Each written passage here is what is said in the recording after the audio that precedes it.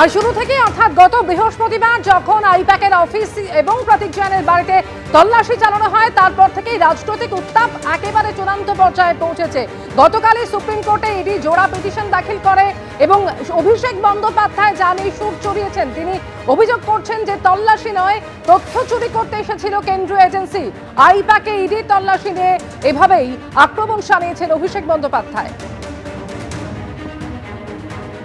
Red করতে আসেনি, তথ্য চুরি করতে এসছে।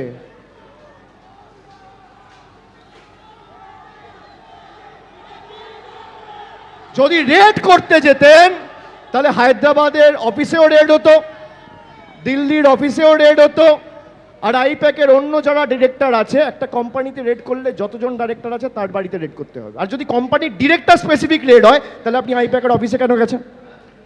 আইপ্যাকের অফিসে গেছেন মানে আইপ্যাক জড়িত। আইপ্যাক জড়িত থাকলে আইপ্যাকের আরও 5টা অফিস আছে, সেখানে রেড হয়নি কেন?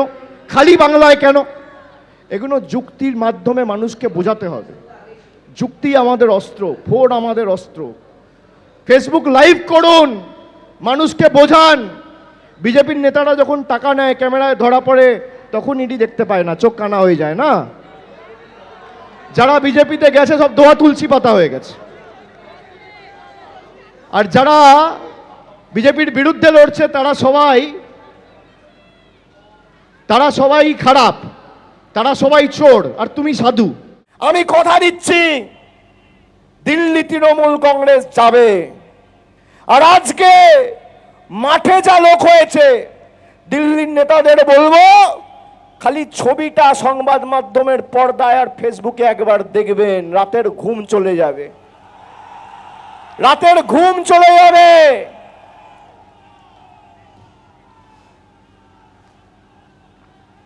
এই 1/3 মানুষ যদি দিল্লি যায় না, মাঠে যা লোক রয়েছে আর রাস্তায় যা লোক রয়েছে, তার 1/3 লোক যদি দিল্লিতে যায়, বিজেপির নেতারা বানের জলে ভেসে যাবে, পাওয়া যাবে না দেখতে। বাঙালির সাথে লড়বেন, বঙ্গবাসীর সাথে লড়বেন। যারা আমাদের কালচার জানে না, সংস্কৃতি জানে না, আমাদের ঐতিহ্য জানে না, ইতিহাস জানে না, আমাদেরকে আপনাদের কাছ থেকে হিন্দু ধর্ম শিখতে হবে। যারা পঞ্চানন বর্মাকে পঞ্চানন বর্মন বলেন, যারা চিলারায়ের অবদানকে অস্বীকার করেন, কিংবদন্তি রাজপুত্রের অবদান লড়াইকে অস্বীকার করেন, তাদের কাছ থেকে আমাদের কুচবিহারের ঐতিহ্য শিখতে হবে। যারা আজ থেকে 1 সপ্তাহ আগে মিটিং করে শুক্তাবাড়ির লোকেদের বাংলাদেশি বলেছে, যারা আমাদের ভাষা, আমাদের ঐতিহ্য, আমাদের সংস্কৃতিকে অস্বীকার করেছে, আমরা বাংলায় কথা বলে যদি বাংলাদেশি হই, নিশীথ প্রামাণিক, শুভেন্দু অধিকারী, দিলীপ ঘোষ, সুকান্ত মজুমদার, কি ভাষায় কথা বলো, কি ভাষায় কথা বলো? যখন জয় বাংলা বলবেন, গর্ব করে জয় বাংলা বলবেন। এটা আমাদের ঐতিহ্য, আমাদের পরিচয়। এই বাংলার মাটিতে দেশের রাষ্ট্রপতি এসে জয় বাংলা বলে গেছে, অমিত শাহ তো কোন ছাড়। আমাদের শিখতে হবে। আপনার কাছে হিন্দুত্ব, যারা এখানে দাঁড়িয়ে আছে, কজন হিন্দু কজন মুসলমান? আজকে এসআইআর ঘোষণা হওয়ার পর প্রায় 78 জন প্রাণ দিয়েছে, মারা গেছে লাইনে দাঁড়িয়ে, অপরিকল্পিত এসআইআর কে দায় করে। তার বিরুদ্ধে আগামী দিনের লড়াই।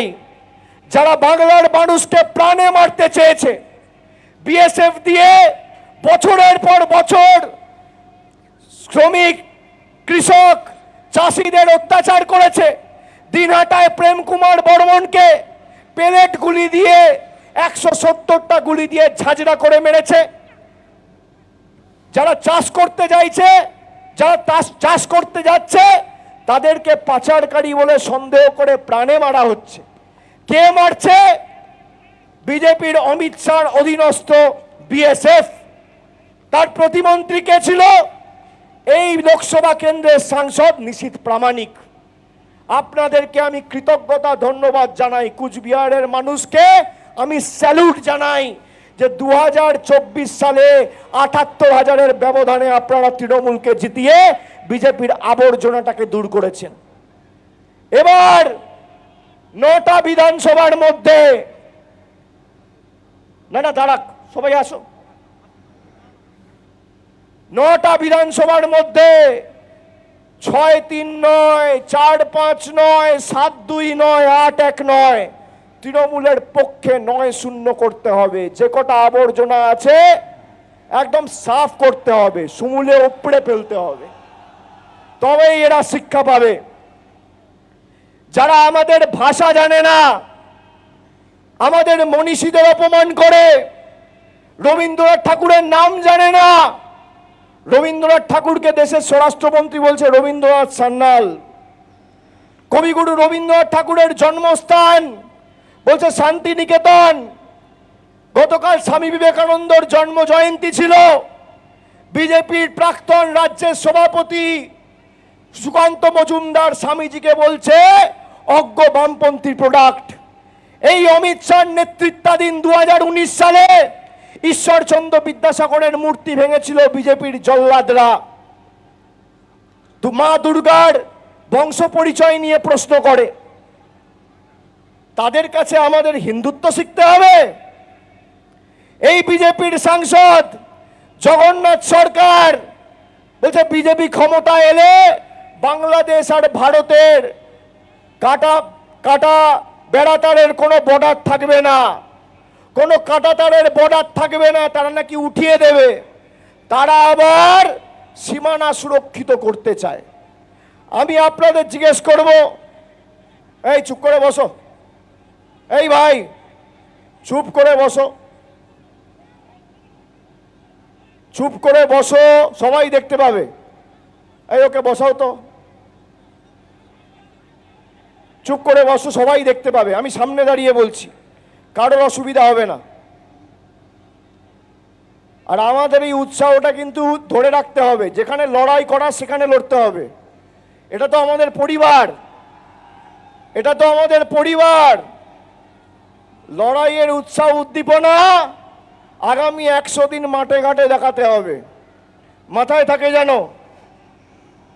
মমতা বন্দ্যোপাধ্যায়ের সরকার পথশ্রী প্রকল্পে, পথশ্রী রাস্তাশ্রী 4 এই কুচবিহার জেলায় প্রায় 350 কোটি টাকার রাস্তার কাজ বরাদ্দ করেছে। কাজ শুরু হচ্ছে 1 সপ্তাহের মধ্যে, 3 মাসের মধ্যে রাস্তা কমপ্লিট হয়ে যাবে। এক একটা বিধানসভায় গড়ে 40 কোটি টাকার গ্রামীণ আর শহরের রাস্তা আমাদের সরকার দিচ্ছে। শুধু তাই নয়, মায়েরা যারা এসছেন লক্ষ্মীর ভান্ডার পান, এই বিজেপির নেতা কর্মীরা লক্ষ্মীর ভান্ডার বন্ধ করতে চেয়েছিল। এই কুচবিহার জেলার নেত্রী দীপা চক্রবর্তী, বিজেপির জেলা কমিটির মেম্বার, 2024 নির্বাচনের আগে বলেছিল বিজেপি ক্ষমতায় আসবে লক্ষ্মীর ভান্ডার বন্ধ করে দেবে। আজ থেকে 7 দিন আগে বিজেপির আরেক রাজ্য কমিটির মেম্বার বলেছে যে মায়েরা লক্ষ্মীর ভান্ডার পাচ্ছেন তাদেরকে খাঁচায় বন্দি করে রাখতে। যারা লক্ষ্মীর ভান্ডার পাচ্ছেন নিশ্চিন্তে থাকবেন, যতদিন আমাদের সরকার আছে আপনার লক্ষ্মীর ভান্ডারে কেউ হাত দিতে পারবে না, স্পর্শ করার দুঃসাহস কেউ দেখাবে না। কিন্তু যারা মানুষকে বন্দি করতে চেয়েছে, আগামী দিন তাদেরকে গণতান্ত্রিকভাবে বন্দি আমাদের করতে হবে। চলবে না অন্যায়, টিকবে না ফন্দি, জনগণের আদালতে মোদিবাবু হতে হবে বন্দি। তৈরি থাকো, বাংলা আগামী দিন কড়ায় গন্ডায় জবাব দেবে। আর চতুর্থবার মামাটি মানুষ সরকার তৈরি হবে, মমতা ব্যানার্জি রাজ্যের মুখ্যমন্ত্রী হবে। সেই রাজ্য সরকার তৈরির ক্ষেত্রে কুচবিহারের অবদান যেন অন্যতম হয় এবং কুচবিহার যাতে আগামী দিন দৃষ্টান্ত স্থাপন করে দক্ষিণ 24 পরগনার মতো বা হুগলি বর্ধমানের মতো, সেটা আপনাদের সুনিশ্চিত করতে হবে। আমি মদন মোহন মন্দির হয়ে যখন এখানে রাস্তা দিয়ে আসছিলাম, মনে হচ্ছে যেন ফলতা থেকে ডায়মন্ড হারবার যাচ্ছি।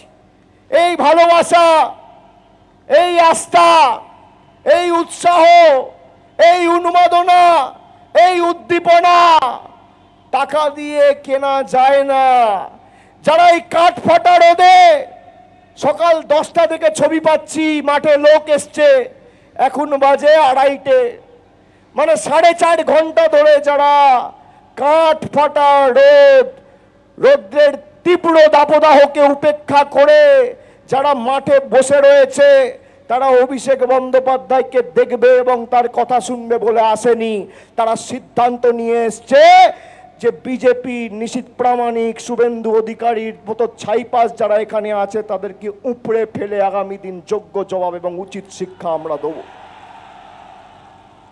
তারা সিদ্ধান্ত নিয়ে এসছে যারা আমাদের বাংলাদেশি বলে তাদেরকে বাংলাদেশে পাঠানোর দায়িত্ব কুচবিহারের মানুষ নেবে, আমাদের আনম্যাপ করবে।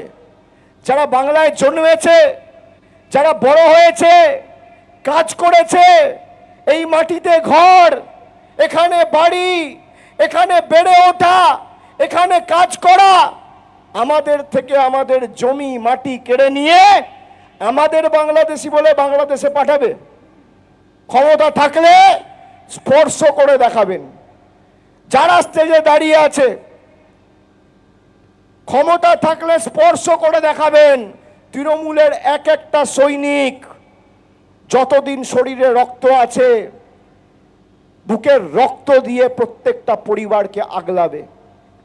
যাদেরকে আনম্যাপ করে হিয়ারিং নোটিশ পাঠাচ্ছে, আমি আসার সময় শুনছিলাম কুচবিহার থেকে গাড়ি 3.5 লক্ষ মানুষকে লজিক্যাল ডিসক্রিপেন্সির নামে হয়রানি করার চেষ্টা করেছে। 3.5 লক্ষ। এই 3.5 লক্ষ মানুষের পাশে তৃণমূলের সর্বস্তরের কর্মী সমর্থকদের দাঁড়িয়ে যাতে এদের ভোটার লিস্টে নাম ওঠে তার ব্যবস্থা করতে হবে। আর দিল্লির লড়াই তো আমরা লড়ব। জ্ঞানেশ কুমারকে আমি গিয়ে যে প্রশ্নগুলো করেছি একটারও সদুত্তর দিতে পারেনি। আমাদের দিকে আঙ্গুল উঁচু করে কথা বলছিল। আমি বললাম আঙ্গুল নামিয়ে কথা বলবেন, আপনি মনোনীত, আমি নির্বাচিত। বিজেপির নেতাদের দয়ায় আমরা এখানে আসিনি, মানুষ নির্বাচিত করে আমাদের পাঠিয়েছে, আমরা মানুষের কাছে দায়বদ্ধ। আমি আপনাদের কথা দিয়ে যাচ্ছি, আগামী দিন কুচবিহারের সার্বিক উন্নয়ন মামাটি মানুষের সরকারের দায়িত্ব। এবং এখানে যেমন নির্বাচিত প্রতিনিধিরা আছে, অভিষেক বন্দ্যোপাধ্যায় নিজে, আমি নিজে কুচবিহারের সার্বিক উন্নয়নের দায়ভার আমার কাঁধে তুলে নিচ্ছি আজকে এই সভায় আপনাদের সকলকে সাক্ষী রেখে। যে ভালোবাসা আপনারা দিয়েছেন এই ঋণ আগামী দিন উন্নয়নের মাধ্যমে পরিশোধ করব। 12 লক্ষ প্রকৃত প্রাপকদের যাদের আবাস প্রাস তালিকায় নাম ছিল গত বছর আমাদের সরকার বাড়ি দিয়েছে।